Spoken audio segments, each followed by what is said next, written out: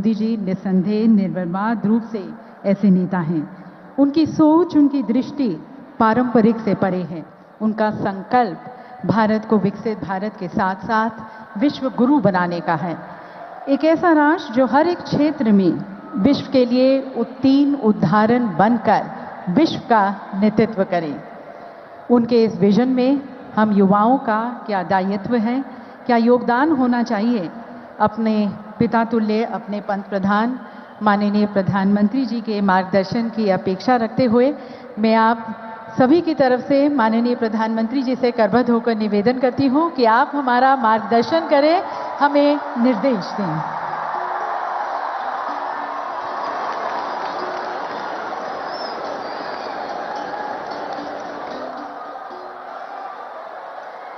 भारत माता की, भारत माता की, भारत माता की। महाराष्ट्र के लोकप्रिय मुख्यमंत्री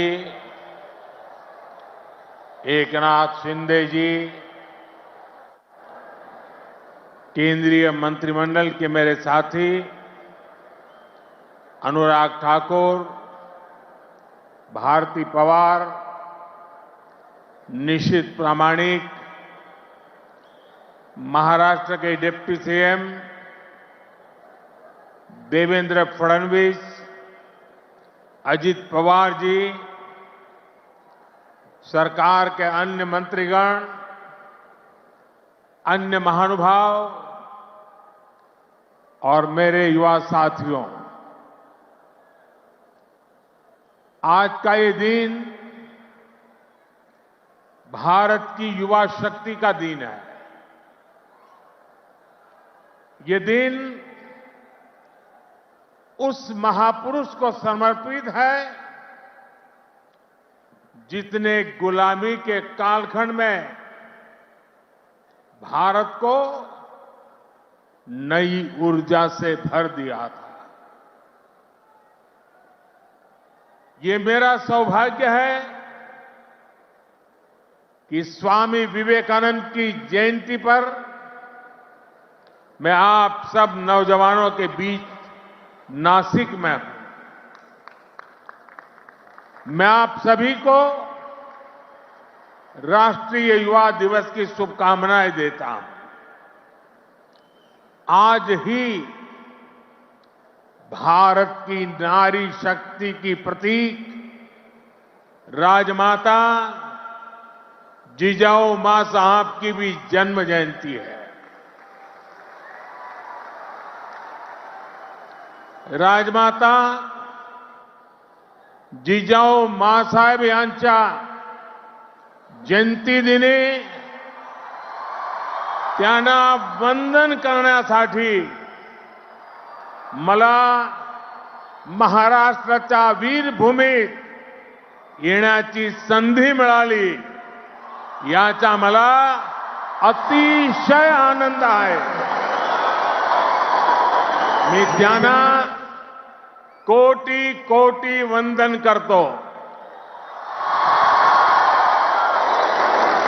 साथियों, ये केवल एक संयोग नहीं है कि भारत की अनेक महान विभूतियों का संबंध महाराष्ट्र की धरती से रहा है। ये इस पुण्य भूमि का, इस वीर भूमि का और इस तपोभूमि का प्रभाव है। इस धरती पर राजमाता जिजाऊ मां साहब जैसी मातृशक्ति ने छत्रपति शिवाजी महाराज जैसे महानायक को गढ़ा। इसी धरती ने देवी अहल्याबाई होलकर, रमाबाई अंबेडकर जैसी महान नारियां हमें दी।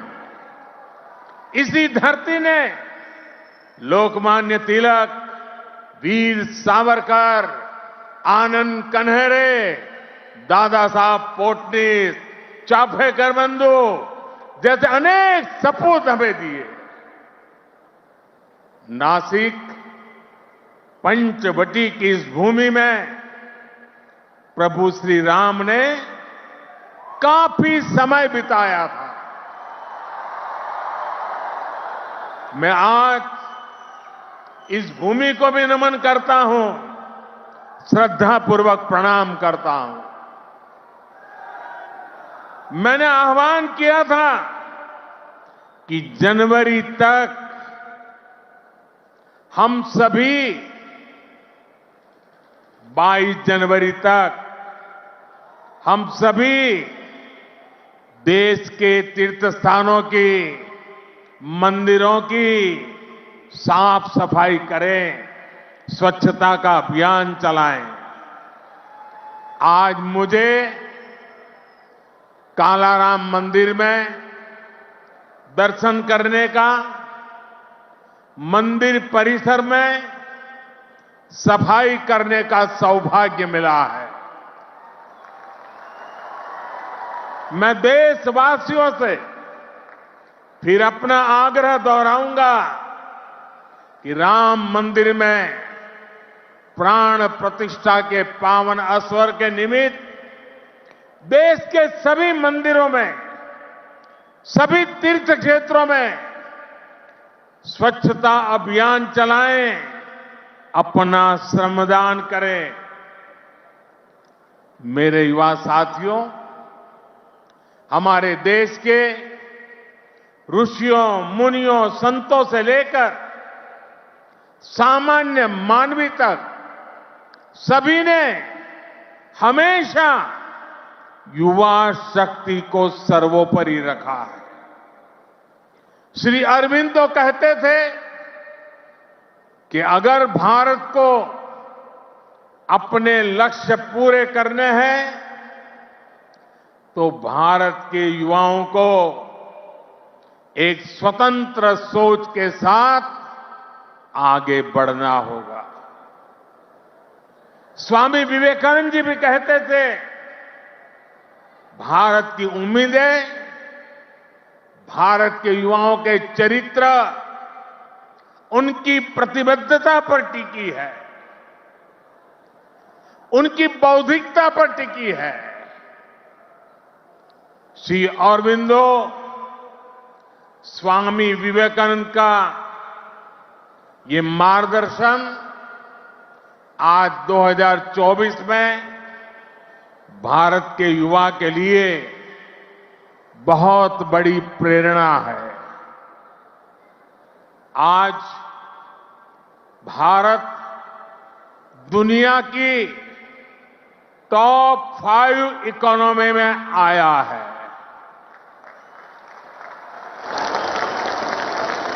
तो इसके पीछे भारत के युवाओं की ताकत है। आज भारत दुनिया के टॉप 3 स्टार्टअप इकोसिस्टम में आया है, तो इसके पीछे भारत के युवाओं की ताकत है। आज भारत एक से बढ़कर एक इनोवेशन कर रहा है। आज भारत रिकॉर्ड पेटेंट फाइल कर रहा है। आज भारत दुनिया का बड़ा मैन्युफैक्चरिंग हब बन रहा है।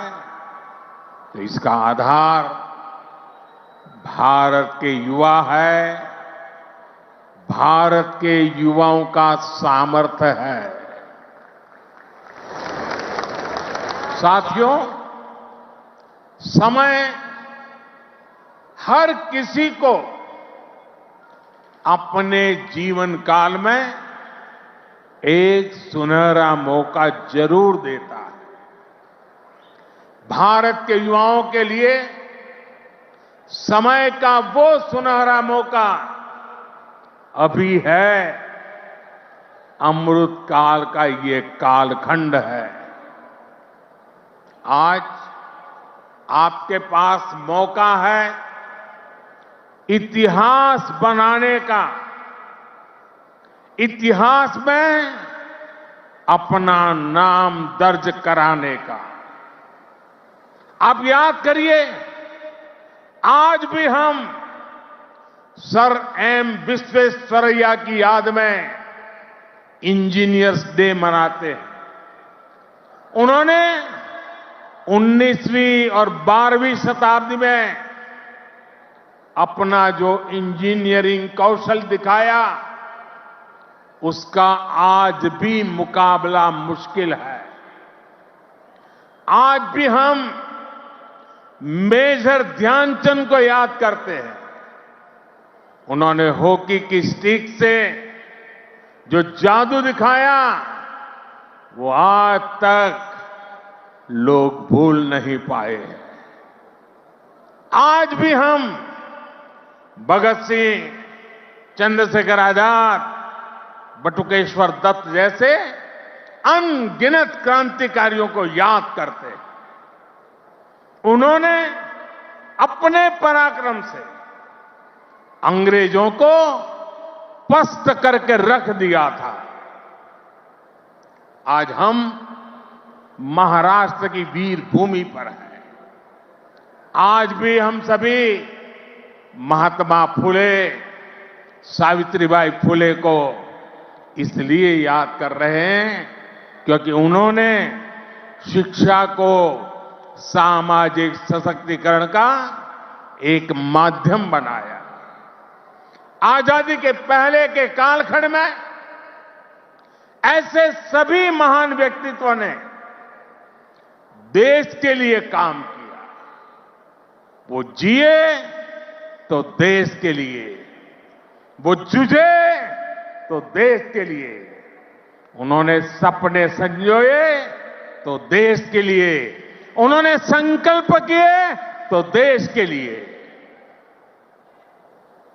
और उन्होंने देश को नई दिशा दिखाई। अब अमृतकाल के इस कालखंड में आज वो दायित्व आप सभी मेरे युवा साथियों के कंधों पर है।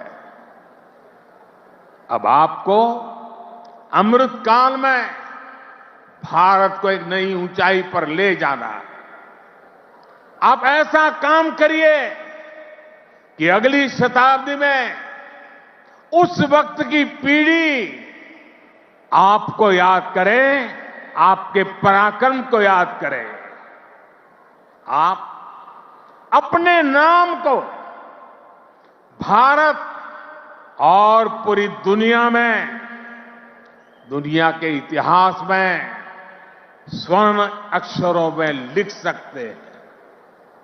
इसलिए मैं आपको 21वीं सदी के भारत की सबसे सौभाग्यशाली पीढ़ी मानता हूं।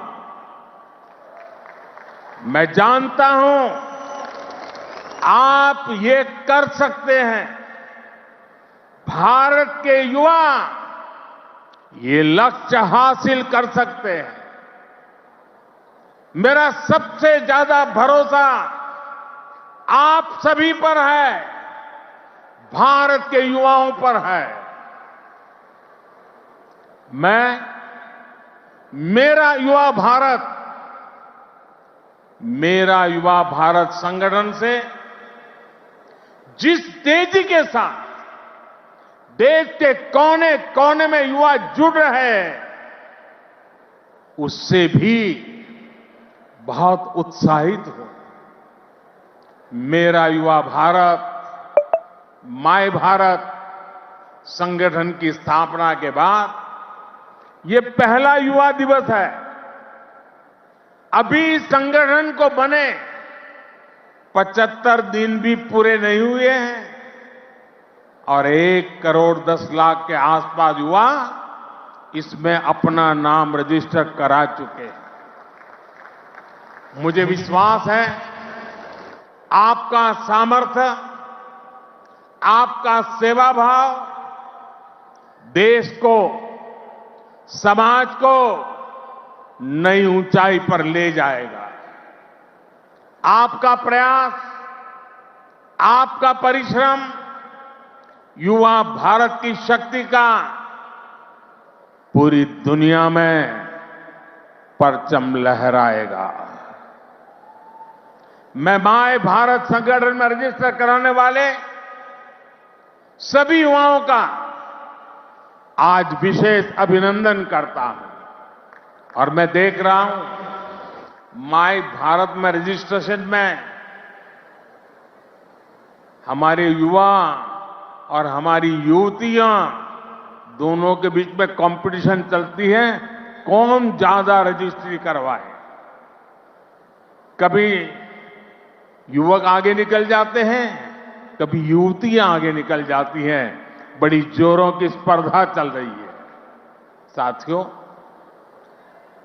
हमारी सरकार को अब 10 साल हो रहे हैं।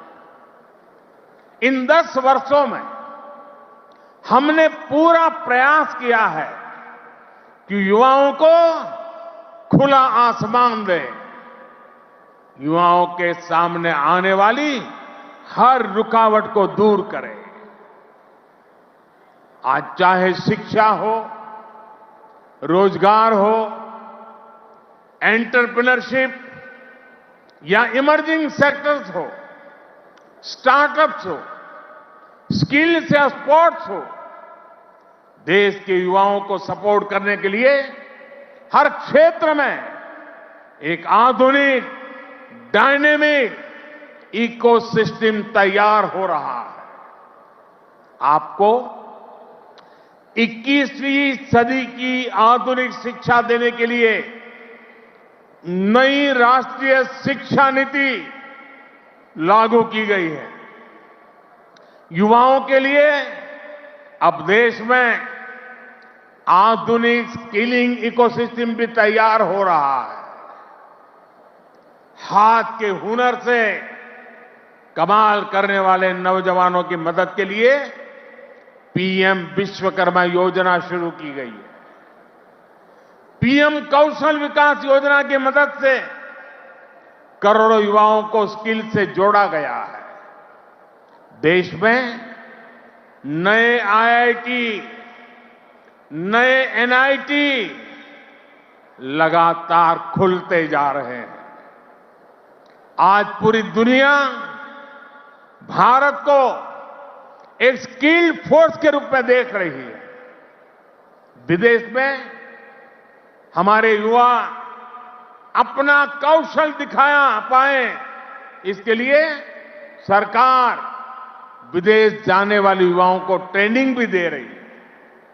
France, Germany, UK, Australia, Italy, Austria जैसे अनेक देशों के साथ सरकार ने जो मोबिलिटी समझौते किए हैं, उसका बड़ा लाभ हमारे युवाओं को मिलेगा। साथियों, युवाओं के लिए नए अवसरों का आसमान खोला जाए। सरकार इसके लिए हर क्षेत्र में पूरी शक्ति से काम कर रही है। देश में ड्रोन सेक्टर के लिए नियम सरल बनाए गए हैं। सरकार आज एनिमेशन, विजुअल इफेक्ट्स, गेमिंग और कॉमिक सेक्टर्स को प्रमोट कर रही है। एटॉमिक सेक्टर, स्पेस और मैपिंग सेक्टर को भी खोला गया है। आज हर क्षेत्र में पिछली सरकारों से 2 गुनी, 3 गुनी रफ्तार से काम किया जा रहा है। ये जो बड़े बड़े हाईवे बन रहे हैं, वो किसके लिए है? आपके लिए, भारत के युवाओं के लिए।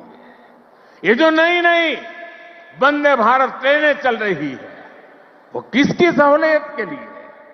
आपके लिए, भारत के युवाओं के लिए। हमारे लोग विदेश जाते थे, वहां के पोर्ट, वहां के एयरपोर्ट देखकर सोचते थे कि भारत में ऐसा कब होगा। आज भारत के एयरपोर्ट्स दुनिया के बड़े से बड़े एयरपोर्ट का मुकाबला कर रहे हैं। कोरोना के समय आपने देखा है विदेशों में वैक्सीन के सर्टिफिकेट के नाम पर कांगज थमाया जाता। ये भारत है जिसने हर भारतवासी को वैक्सीन लगाने के बाद डिजिटल सर्टिफिकेट दिया।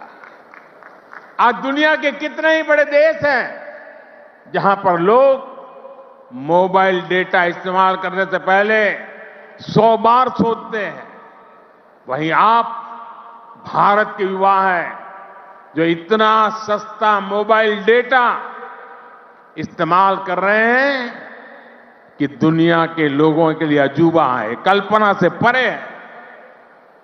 साथियों, आज देश का मिजाज भी युवा है और देश का अंदाज भी युवा है, और जो युवा होता है वो पीछे नहीं छोड़ता, पीछे नहीं चलता, वो स्वयं लीड करता है। इसलिए आज टेक्नोलॉजी की फील्ड में भी भारत फ्रंट से लीड कर रहा है। चंद्रयान और आदित्य L1 उसकी सफलता हमारी आंखों के सामने है। Made in India INS Vikrant जब समंदर की लहरों से टकराता है तो हम सभी का सीना चौड़ा हो जाता है। जब लाल किले से मेड इन इंडिया तोप गरजती है तो देश में एक नई चेतना जग जाती है। जब भारत में बना फाइटर प्लेन तेजस आसमान की ऊंचाई नापता है तो हम गर्व से भर जाते हैं।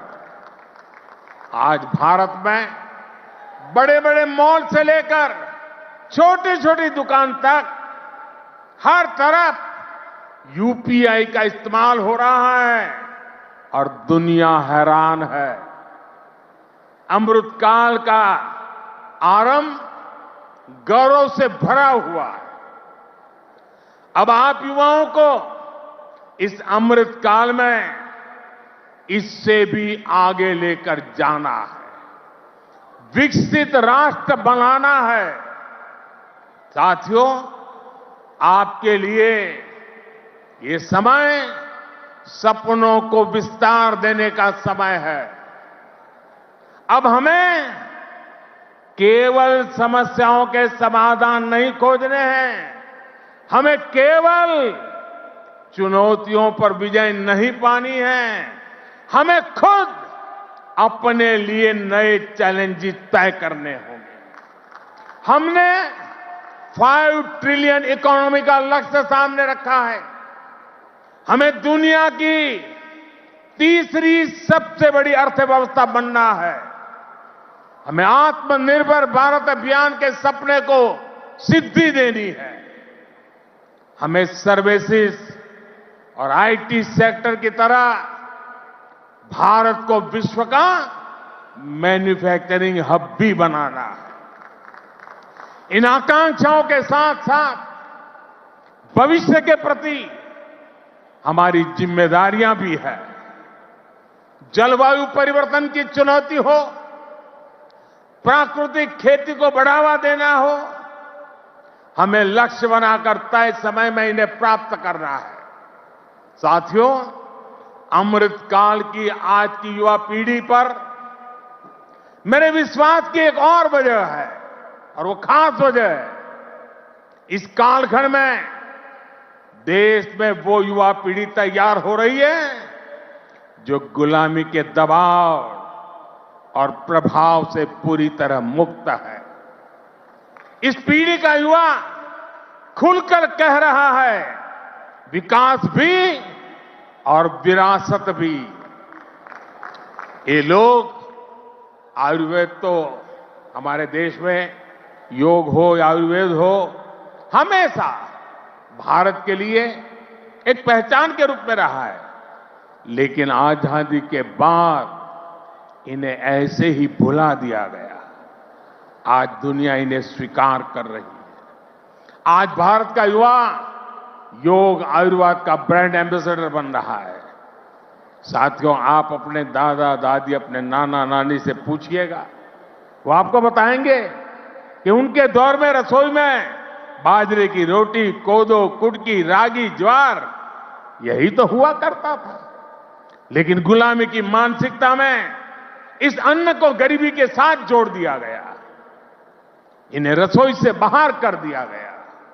आज यही अन्न मिलेट्स के रूप में, सुपर फूड के रूप में वापस रसोई में पहुंच रहे हैं। सरकार ने इन मिलेट्स को, मोटे अनाज को श्री अन्न की नई पहचान दी है। अब आपको इन श्री अन्न का ब्रांड एम्बेसडर बनना है। श्री अन्न से आपकी सेहत भी सुधरेगी और देश के छोटे किसानों का भी भला होगा। साथियों, आखिर में एक बात राजनीति के माध्यम से देश की सेवा की भी करूंगा। मैं जब भी ग्लोबल लीडर्स या इनोवेटर से मिलता हूं तो इनमें मुझे एक अद्भुत आशा दिखती है।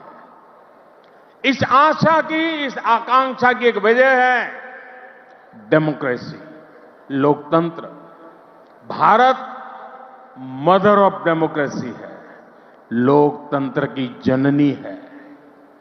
लोकतंत्र में युवाओं की भागीदारी जितनी अधिक होगी, राष्ट्र का भविष्य उतना ही बेहतर होगा।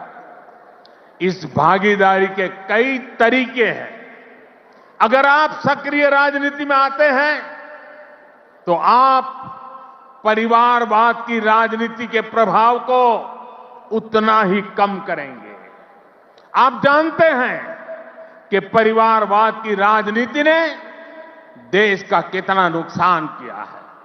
लोकतंत्र में भागीदारी का एक और महत्वपूर्ण तरीका है कि आप अपनी राय वोट के जरिए जाहिर करें। आप में से बहुत से लोग ऐसे होंगे जो इस बार जीवन में पहली बार वोट डालेंगे। फर्स्ट टाइम वोटर्स हमारे लोकतंत्र में नई ऊर्जा और शक्ति ला सकते हैं। इसलिए वोट करने के लिए आपका नाम लिस्ट में आए, इसके लिए जल्दी से जल्दी सारी प्रक्रिया पूरी कर लीजिए। आपके पॉलिटिकल व्यूज से ज्यादा जरूरी है कि आप देश के भविष्य के लिए अपना वोट डालते हैं, अपनी भागीदारी कराते हैं। साथियों, अगले 25 वर्षों का यह अमृतकाल आपके लिए कर्तव्य काल भी है। जब आप अपने कर्तव्यों को सर्वोपरि रखेंगे तो समाज भी आगे बढ़ेगा, देश भी आगे बढ़ेगा। इसलिए आपको कुछ सूत्र याद रखने होंगे। जितना हो सके आप लोकल को, स्थानीय प्रोडक्ट को प्रमोट करिए। मेड इन इंडिया प्रोडक्ट का ही इस्तेमाल करिए। किसी भी तरह की ड्रग्स और नशे की लत से बिल्कुल दूर रहिए। इन्हें अपने जीवन से दूर रखिए। और माताओं, बहनों, बेटियों के नाम अपशब्दों का, गालियों का इस्तेमाल करने का जो चलन है, उसके खिलाफ आवाज उठाइए, इसे बंद करवाइए। मैंने लाल किले से भी इसका आग्रह किया था, आज फिर से दोहरा रहा। साथियों, मुझे विश्वास है आप सब, हमारे देश का एक एक युवा अपने हर दायित्व को पूरी निष्ठा और सामर्थ्य से पूरा करेगा। सशक्त, समर्थ और सक्षम भारत के स्वप्न की सिद्धि को जो दीप हमने जलाया है, वो इसी अमृतकाल में अमर ज्योति बनकर विश्व को प्रदीप्त करेगा। इसी संकल्प के साथ आप सभी का बहुत बहुत धन्यवाद। भारत माता की दोनों मुट्ठी बंद करके पूरी ताकत से आप जिस राज्य से आए हैं वहां तक आपकी आवाज पहुंचनी चाहिए। भारत माता की, भारत माता की, भारत माता की, भारत माता की। वंदे वंदे वंदे वंदे वंदे वंदे वंदे वंदे वंदे। धन्यवाद।